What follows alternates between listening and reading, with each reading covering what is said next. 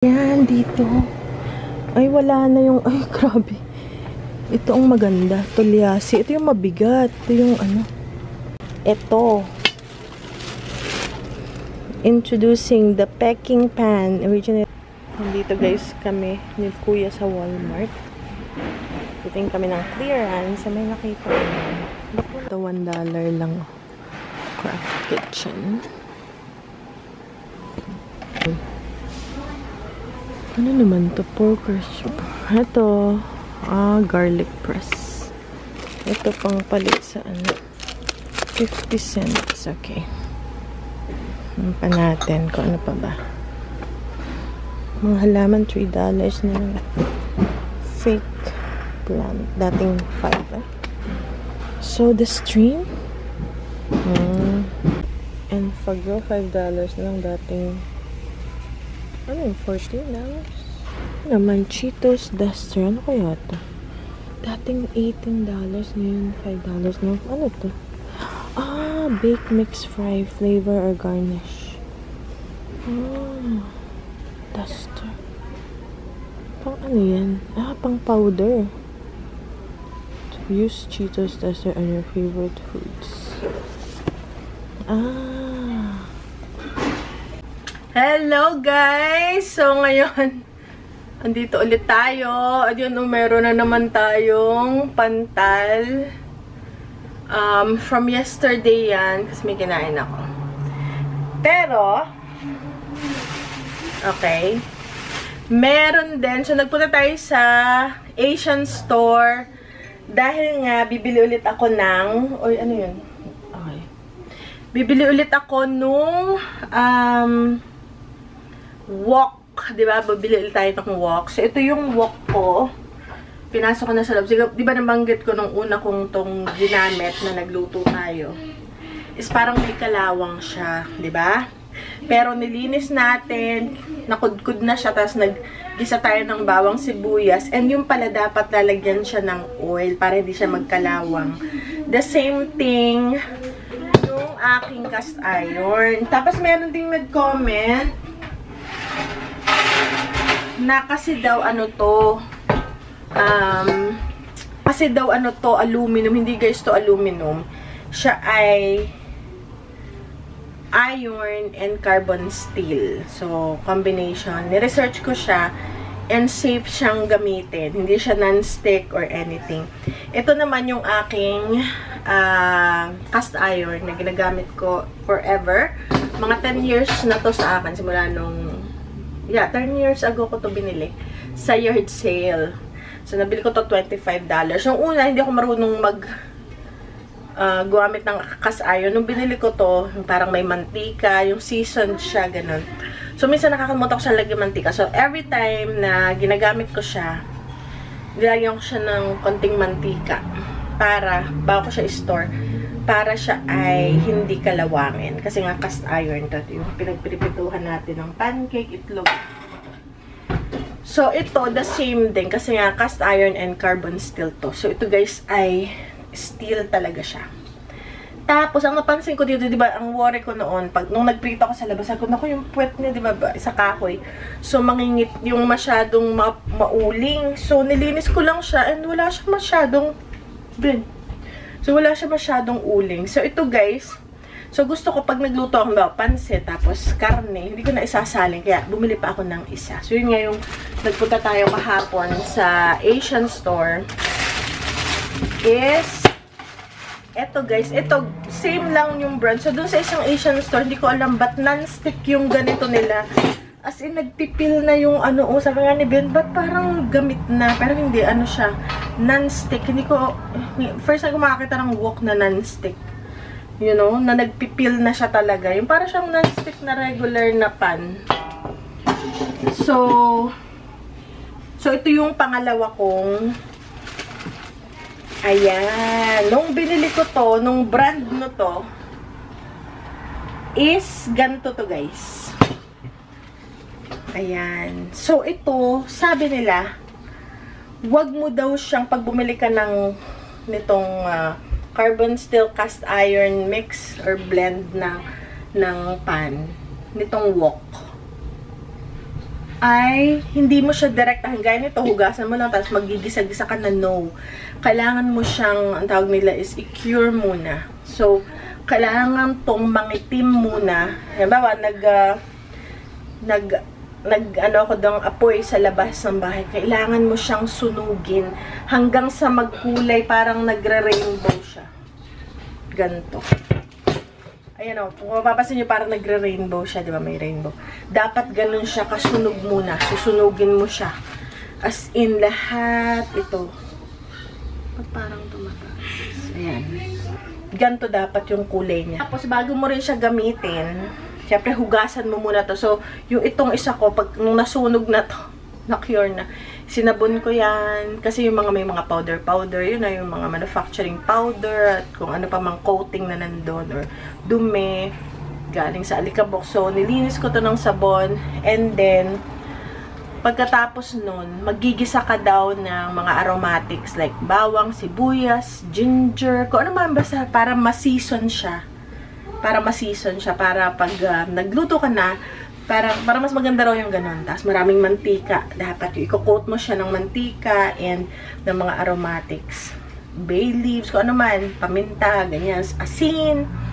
And then, pag nag-isa mo na, gaya ng ginawa ko dun sa vlog ko, yung lumambot na yung bawang, sibuyas, yun, pwede mo na siyang,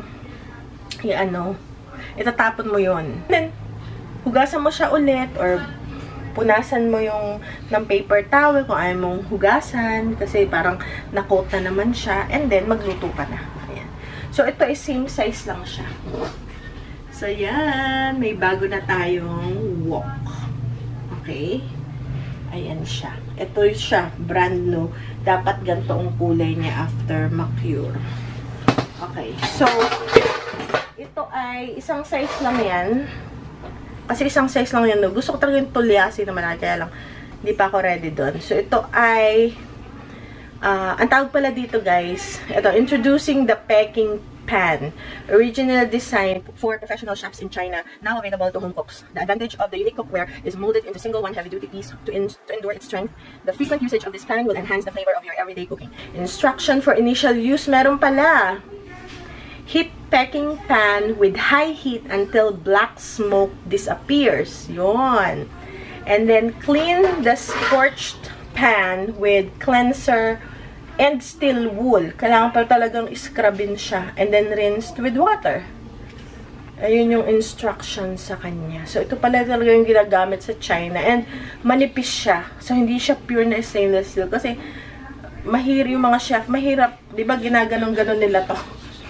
Nag-exhibition sila. Mahirap siyang ganun pag stainless steel. Sobrang bigat. Magkano to? Titingnan ko pa yung resibo ko. And then, mahilig kasi ako manood ng mga Japanese, yung mga may ganyan, ng mga Chinese stove, na, yung sa YouTube, yung mga Japanese, ganyan, Japanese, yung mga Japanese restaurants, yung pinapakita nila yung pagluluto ng mga chef, o kaya Chinese restaurant, tapos papakita yung pagluluto. So, nakita ko, ganito yung, nalaglag na agad. Nalaglag na agad. So, ito guys, nakikita ko to. Hindi ko alam kung kailangan, hindi ko naman to kailangan sigurong i-cure, no? Kasi, ito mabigat. Makapal to kaysa dito. So, ito is stainless. Pero nasira. Okay. Ay, ba't walang tornilyo? Kailangan ng kalabito. Ayun, oh. Okay. So, lalagyan pa ng tornilyo. Anong sabi? Okay. Ano ba yun? Bakit? Okay, ayan. Ginaganyan nila pag nagagawa ng Japanese rice. Ginaganon yung rice. So, ito guys ay $12.99. So, magkano ang $12.99? $10 is sabihin natin 500, 600. Mga sabihin natin 700 pesos. Ito. Okay? Tapos, meron din ako nito. Ito naman. Kasi para mahaba. Kasi, pag ang gamit ko yung aking ito, ay sa laki nung wok, maano ba? Mainit sa kamay. So, ito at least, Yan, meron na tayo. Ito naman yung parang pang gisa. Ito naman pwede rin pang gisa. Dapat pala isa na lang. Ito na lang. Ito rin maganda rin sa soup. Ito naman pang gisa-gisa. So, stainless. Dapat pala. Okay, diba? Oh, kompleto na tayo. Kompleto na tayo. So, ito ay $12.99. Parang 700 pesos. Ito namang isa is $9.99, I think. Okay, $9.99 to $10. Titingnan ko yung price nitong aking... Okay, guys. So, chinarjan ako ng... Ito dapat $9.99 lang. Kasi yun ang nakalagay dito sa ano nila. Pero chinarjan ako ng $12.99. So, parang $3 more. Ito, nakalagay talaga is $12.99. Ayan, oh. Ito yung $12.99. Ito, $9.99. Sinadyan ako pareho ng 12. Ito medyo magaan. Ito yung ano talaga. Tapos, yung ating wok. Ayan, oh. Grabe. Sinadyan ako ng ano, $12.99. $25.98 dalawa. So, parang $12.99 nga. And then, yung wok, ito guys, ay $28, which is not bad. Ano? Kaya parang nagulo ko, happy 50. So, yun. $28 tong wok, which is, magkano yun? Sabihin natin na $10 is 500. Sabihin natin 30 na. 1,500 pesos yung wok. Diba mahal? Okay. Pero magandang klase kaysa dun sa isang Asian store. Okay. So yun guys. And also, okay. Tapos, kaya talaga ako pumunta doon bukod dun sa aking wok. Yung wok ko naman, di naman emergency kasi meron naman akong wok pa. Is may pabili si mother. Mother ng tambo. Ayan. Ito yung matagal nang pinapabili. Magkano nga to? Magkano to?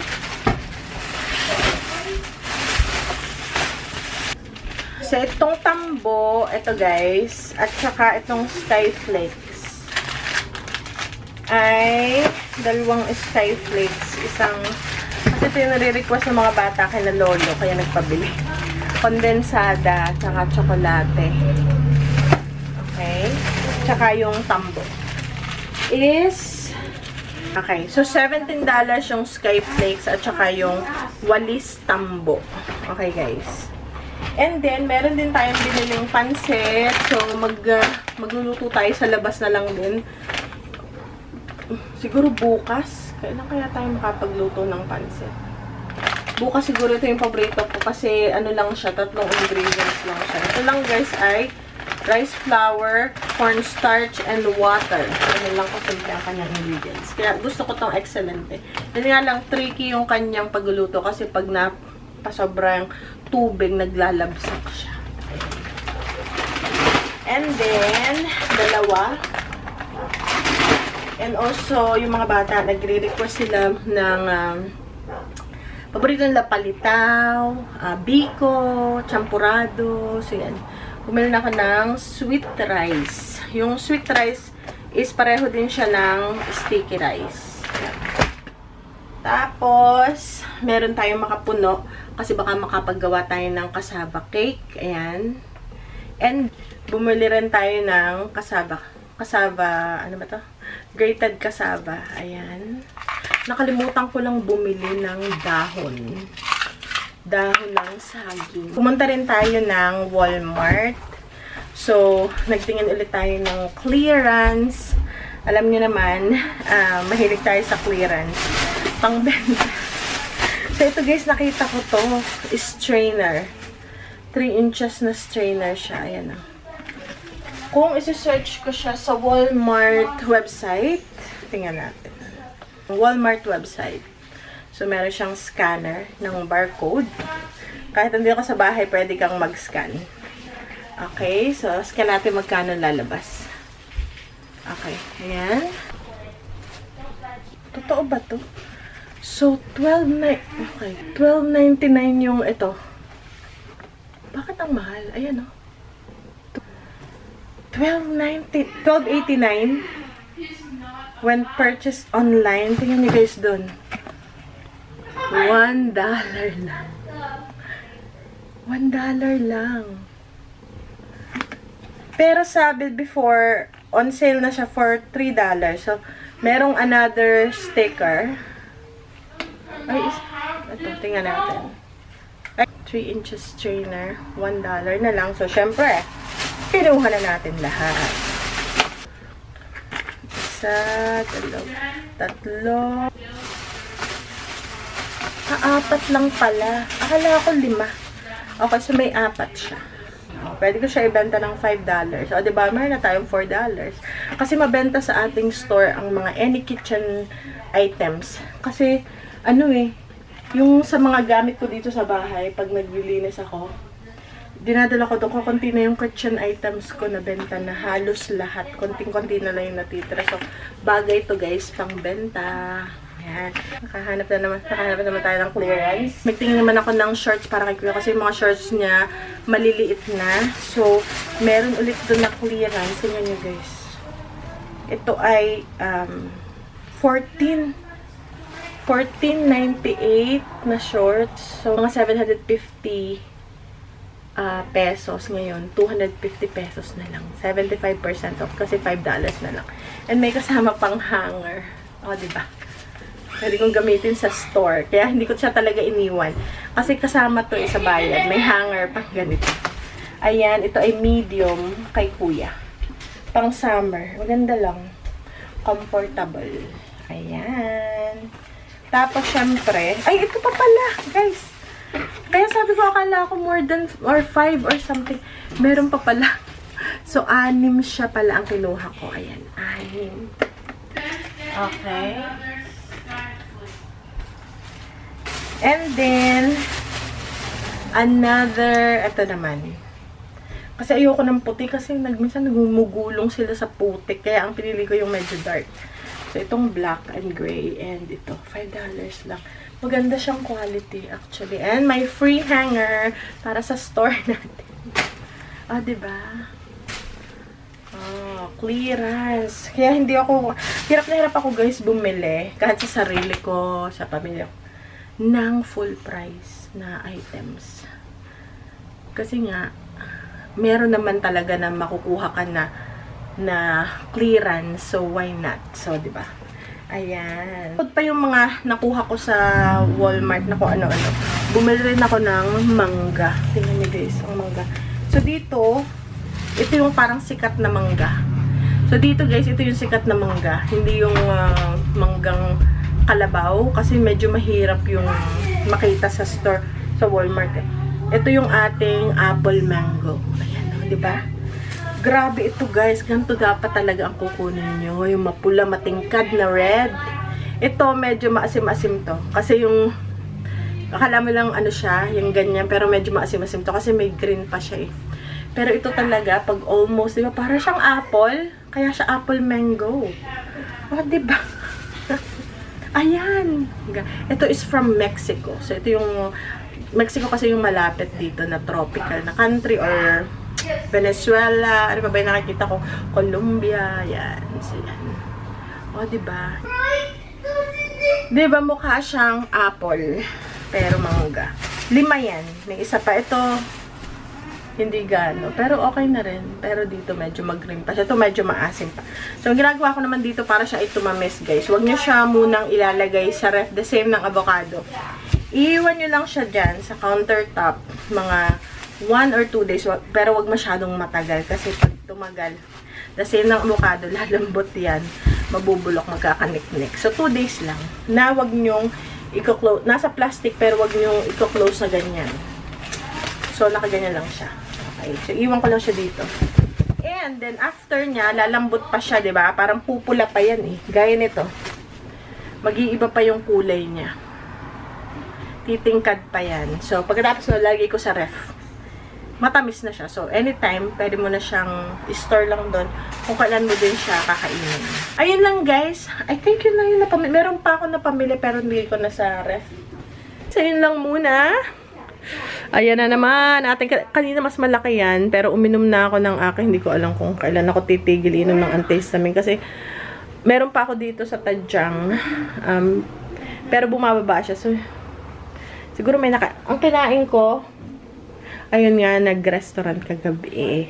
Salad yung order. Kaya lang, nakalimutan ko sabihin na pakitanggal ho ng croutons. Yung croutons, diba yung malutong na tinapay, yun na luma, na binibake, ginagawang parang pantapin para may crisp, para medyo crispy yung salad. May crispy, may soft, may, you know.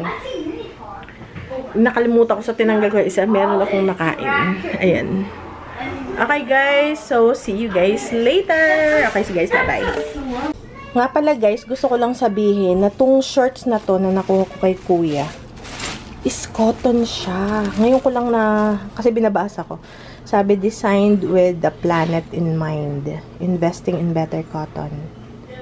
Ayan guys, by choosing cotton products, you're supporting Walmart's investment in better cotton's mission. So, mas maganda to kasi cotton. Diba, mas maganda kaysa sa polyester. So, takbo na kayo. Ito na naman tayo. Takbo na kayo, guys. Kaya pala sa'yo yung material niya, parang breathable. At saka yung parang gusutin siyang ganyan. Eh, kaya lang nga, ang cotton, nag-shrink. Dapat palang kinuha ko large, no? Kasi pag nalagay mo to siya, ito ay Nobo. No boundaries. Made in China. And kasi pagka gantong cotton, nagsishrink siya. Dapat pala large, no? Pag bumalik ako, kukuha pa ako ng large. Kaya pala sabi ko, para maganda yung tela nito. Sabi ko, diba? $5 lang. Okay guys, nabanggit ko lang.